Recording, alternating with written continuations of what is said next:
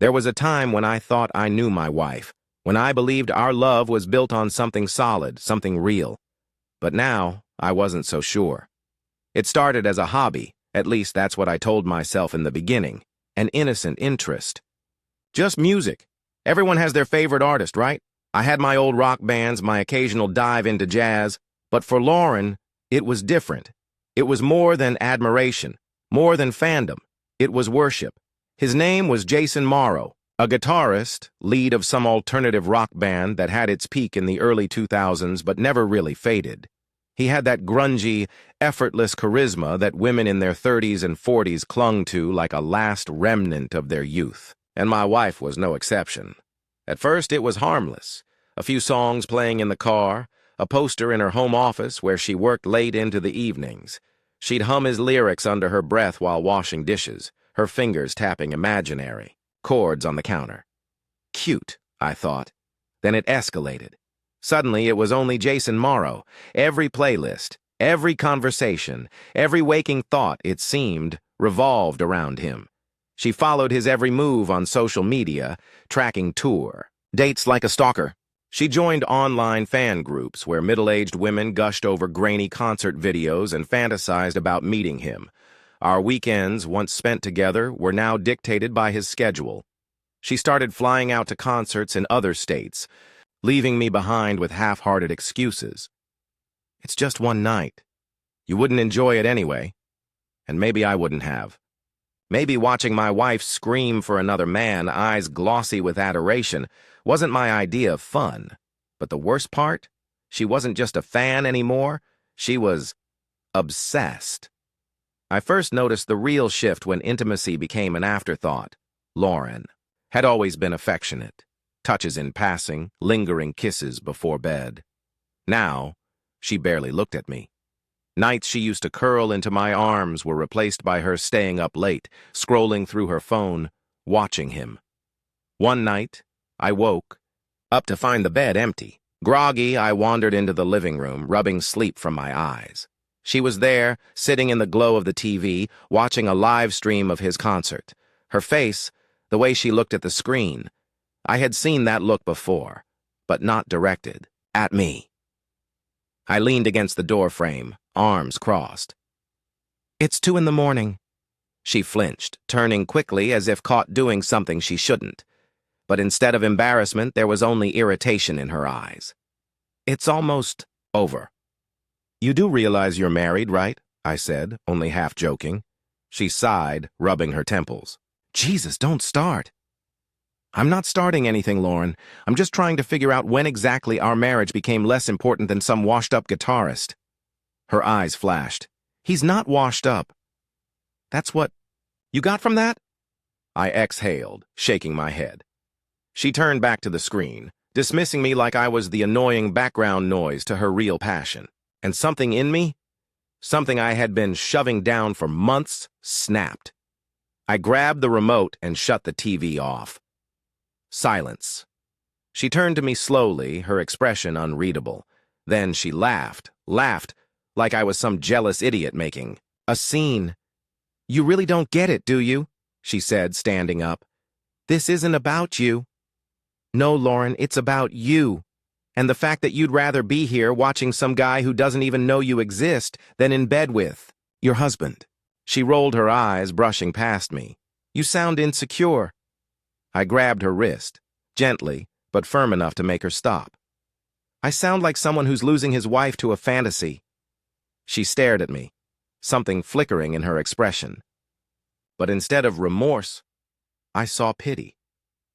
"You never understood me, Michael." Her voice was soft, almost sad. Then she pulled away, walking to the bedroom. The door shut behind her with a quiet, deliberate finality. I wish I could say that was the moment I left, that I packed my bags and realized she wasn't the woman I married. But love makes you hold on, even when you shouldn't. So I tried. I took her out to dinner, hoping we could reconnect. She spent half the night on her phone, checking for updates, on Jason's tour. I suggested a weekend getaway, just the two of us. She said she couldn't because, surprise, Jason had announced a surprise show in Chicago, and she had to be there. I even bought tickets to a concert thinking if I went with her, maybe I'd understand. Maybe I'd see what she saw.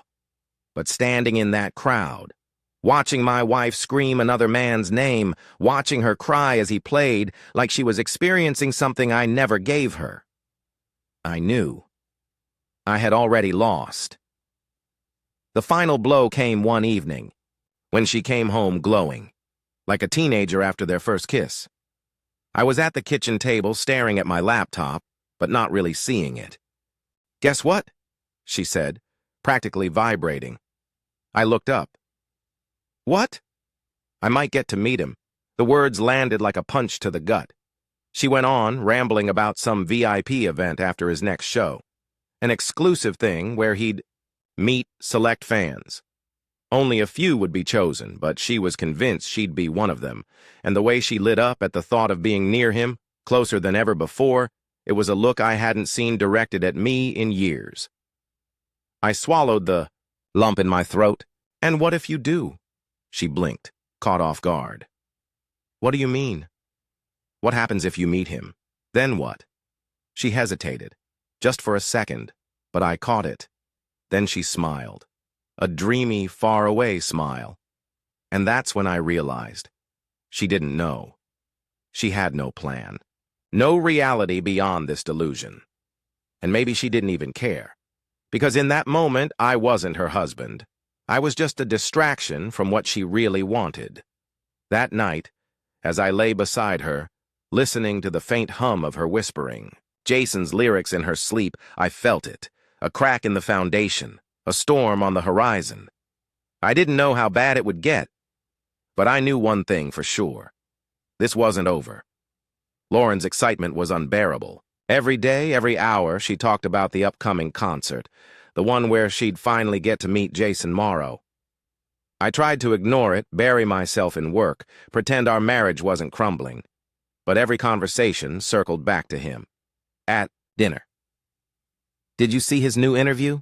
He's just so humble despite everything."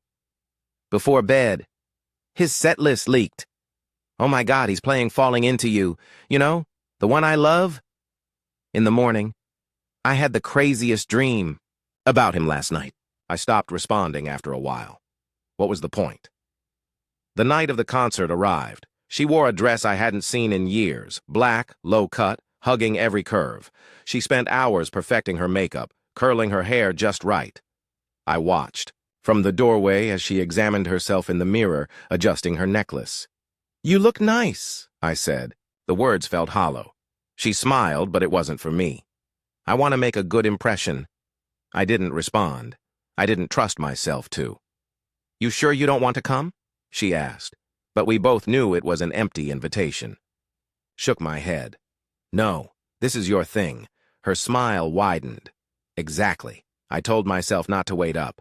I told myself I didn't care. But at 2 a.m., I was still awake, staring at the ceiling, my mind racing. She hadn't texted. At 3 a.m., I heard the door unlock. She walked in quietly like she didn't want to wake me. That pissed me off. I sat up. "You're late." She froze in the doorway, caught. "Yeah, things ran long." "Did you meet him?"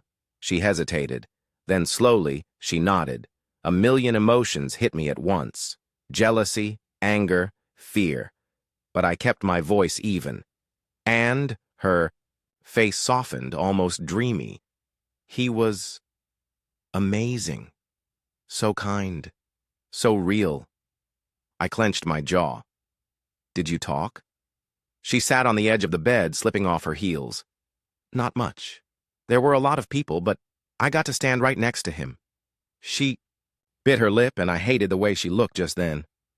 Like a schoolgirl with a crush. "Michael," she sighed, stretching out beside me. "You wouldn't understand.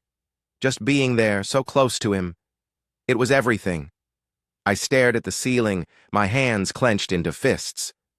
No, I didn't understand. And I never would. The next morning, everything fell apart. Lauren was furious. I found her in the kitchen, gripping her phone, her hands shaking. "What's wrong?" I asked, more out of obligation than concern. She looked up, eyes wild. "They didn't let me in." What? She shoved her phone at me. It was an email. Thank you for attending the exclusive VIP meet and greet. Unfortunately, due to limited availability, only select fans were chosen for the private reception. We appreciate your support, they lied, she hissed. They said I had a chance. I waited all night. I was right there, and they shut the door in my face, I exhaled. Lauren, it's a business. They don't owe you anything, she slammed her phone onto the counter. You don't get it. I deserve to be there. I've been following him for years.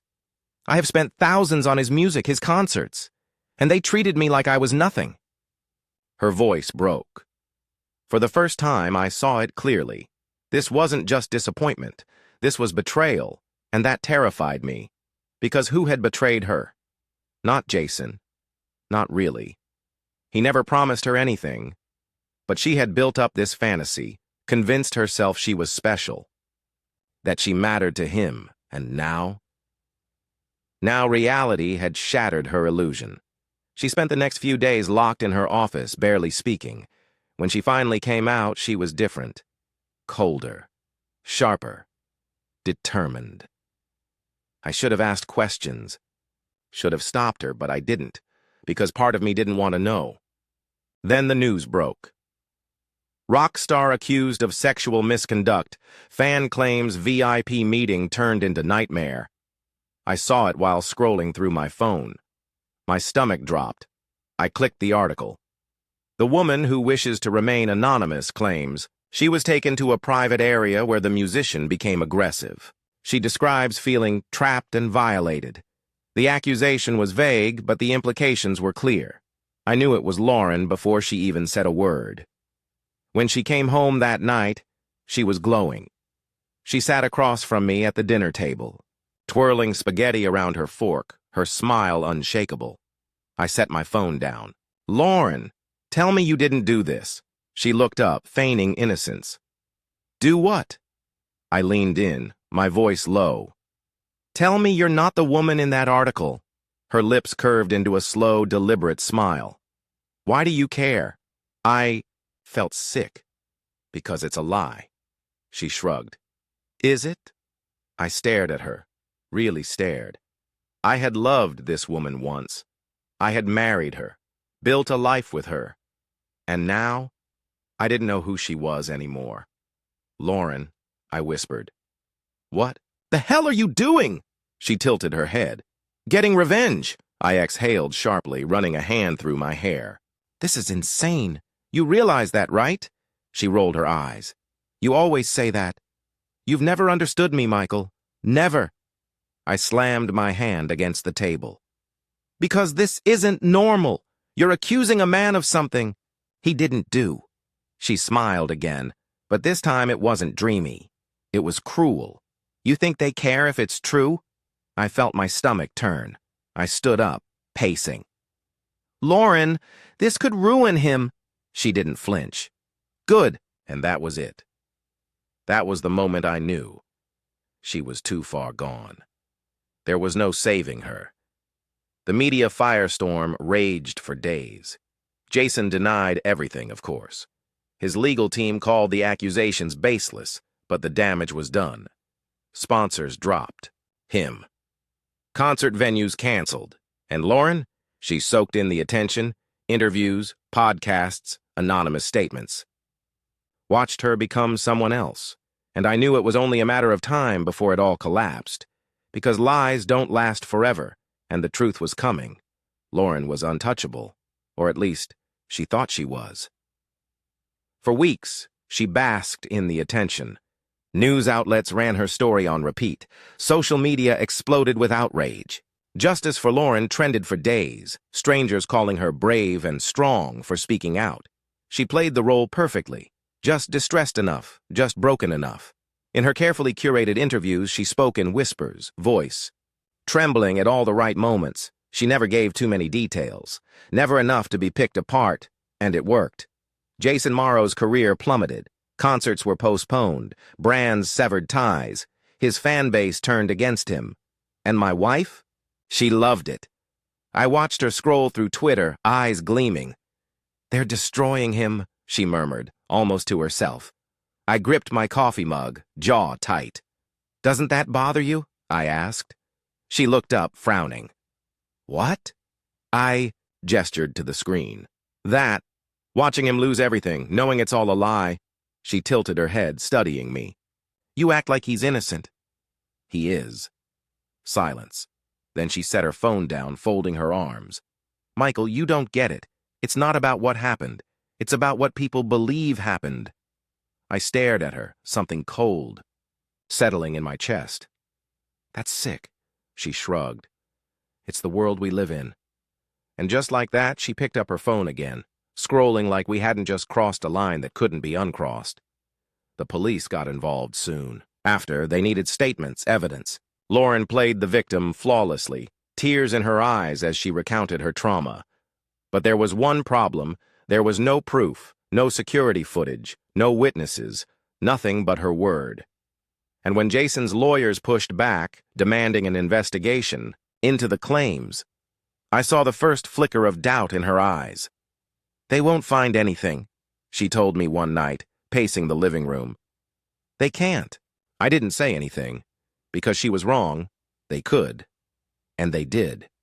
It started with the forensic tests, a routine part of the investigation, standard procedure. Lauren hadn't expected it, and when the results came back, everything fell apart. Was in the kitchen when she got the call. She answered on speaker, probably expecting more support from the police, but instead her face drained of color. "Mrs. Calloway?" The detective's voice came through, firm and professional. "We received the lab results from the night in question. Jason Morrow's DNA was not found on your clothing or body." Silence. I froze, coffee mug halfway to my lips. Lauren's hands trembled. What? Additionally, the detective continued, "There was DNA found, but it does not match Jason Morrow. It belongs to another individual. Someone who is not your husband." My stomach dropped. Lauren's mouth opened, but no words came out. The detective exhaled. "We need you to come in for further questioning." Click. The call ended, and just like that, the walls came crashing down. For the first time in months, Lauren was speechless. She just sat there, gripping her phone like it could somehow erase what had just happened. I stood slowly, setting my coffee down. "Who?" She flinched. "What?" "Who was it?" My voice was eerily calm. "Whose DNA did they find?" She shook her head. "Michael, I slammed my fist against the table. "Who?" Tears welled in her eyes, fake ones, the same ones she had used on the cameras, on the police, on me, but I wasn't falling for it anymore. "It was a mistake," she whispered. "It doesn't mean anything." I laughed, a hollow, bitter sound. "It means everything." She stood abruptly, reaching for me. "Michael, please." I stepped back. "You lied." My voice was shaking. I was shaking. "You accused a man of a crime he didn't commit. You ruined him. And the whole time, you were screwing someone else." "It wasn't like that." "Then what was it like, Lauren? Enlighten me." Silence. Her lips parted, but no excuse came out, because there was no excuse, only the wreckage she had created. And now she was drowning in it. The fallout was instant. The police called her in for questioning. The media turned on her just as quickly as they had lifted her up. Liar, manipulator, fraud. She became the villain overnight. News outlets pulled her interviews. Sponsors dropped her. Even her fellow fans, the ones who had once praised her bravery, turned against her. And Jason Morrow? He was still ruined. Even with the truth out, some people still doubted him. Because that's how it works, isn't it? A lie spreads faster than the truth ever can. She begged me to stay, through tears, through screaming, through desperate apologies. But I was done. I packed my bags, silent as she sobbed in the doorway. "We can fix this," she pleaded. "We can move past it." I zipped my suitcase. "No, Lauren, you can't fix this." She grabbed my arm. "Michael, please, I love you." I looked at her, really looked at her, for the last time, and all I saw was emptiness. "No, you don't." Then I walked out the door, and I never looked back. The tea. Last I heard, she was facing legal action. defamation, false accusations. The world that had worshipped her had turned to ash. And me? I left, moved to another city, started over. Some nights I still think about it. About the woman I married and the stranger she became, and about how easy it is to lose yourself in obsession. Lauren loved an idea more than she ever loved me, and, in the end, it destroyed her. I took a deep breath, staring out at the skyline of my new life. Then I whispered to myself, loving art is one thing. Losing yourself for it? That's a disease. I thought leaving would feel like freedom. And in some ways, it did. No more waking up to the sound of Lauren obsessing over Jason Morrow. No more watching her scroll endlessly through fan pages, planning the next trip, the next event, the next desperate attempt to be seen by a man who didn't even know she existed. But freedom isn't the absence of chains. It's the weight of knowing what those chains did to you, and I carried that weight every day. Lauren's trial made national headlines. The state pursued charges of defamation, obstruction of justice, and filing a false police report. The media that had once painted her as a survivor now shredded her to pieces. The woman who fooled the world, from victim to villain, the fall of Lauren Calloway. Her face was everywhere, but this time there was no admiration, only scorn. They called her a liar, a manipulator, a cautionary tale. And I watched it all unfold from a distance, detached. I told myself I didn't care, but the truth was, part of me wanted to understand, not for her sake. God knows she didn't deserve it. But for mine. Because once upon a time I loved her, and I needed to know if that love had ever been real. She reached out once, a letter, delivered to my new apartment. I almost threw it away, but curiosity got the best of me. Her handwriting was messy, rushed, like she had scrawled the words in a fit of desperation. Michael, I don't know if you'll ever read this. I don't even know if you care. But I have to say this. I never meant for things to go this far. I never wanted to hurt anyone. Not Jason. Not the people who believed me, and especially not you. But I lost control. And I don't know how to explain it. It was like I wasn't even me anymore. Like I had become something else, something bigger than myself. And once the world started listening, once they believed me, I couldn't stop. And the truth? The real truth? I don't think I ever loved Jason. Not really. I think I just wanted to be part of something bigger. And now, I have nothing. I'm sorry, Michael. For everything, I read it twice. Then I set it on fire and watched it burn. Because sorry wasn't enough. Lauren was sentenced to 4 years in prison. I didn't go to the trial. I didn't watch the verdict. But I read the headlines. I saw the pictures of her, head down, eyes hollow, as the judge read the charges. I thought I'd feel vindicated, that I'd smile, knowing she was finally paying for what she had done. But all I felt was emptiness. This wasn't victory. This wasn't justice. It was just the end. I started over, a new city, a new apartment, a new life. I cut my hair, got a different job, went out more. I forced myself to live. But moving on isn't the same as healing. Some nights I'd lie awake, staring at the ceiling, wondering if I had missed the signs. Had Lauren always been this way? Had she always been capable of such destruction? Or had obsession turned her into a monster? I'll never know. And I don't want to. Because the past is dead, and I refuse to let it haunt me. One night I found myself in a bar, nursing a whiskey. It had been a long day, the kind of day that makes you question if running away from your old life was worth it. That's when I heard it, the opening chords of a familiar song. Jason Morrow's voice, low and raw, spilling through the speakers. My grip tightened around my glass, and for a moment I wanted to walk out, but instead I stayed, because he had survived too. He had lost everything. His reputation, his career, his trust in people. But now his music was playing again, and maybe that meant we both made it out. A few months later, I met someone new. Her name was Erin. She was funny, sharp, and real in a way I had forgotten was possible. She didn't worship celebrities. She didn't lose herself in fantasy. She lived in the world, in the moment. And when she looked at me, she saw me. Not an idea, not a symbol, not a background character in her own twisted story. For the first time in a long time, I felt human. Again. I don't think about Lauren much anymore. She became what she always feared, forgettable, a footnote in a scandal, a name people whisper about for a moment before moving on. But I don't hate her. Not anymore. Because in the end, she was. Just another casualty of a world that eats people alive. And I got out. And I'll never let myself be swallowed again.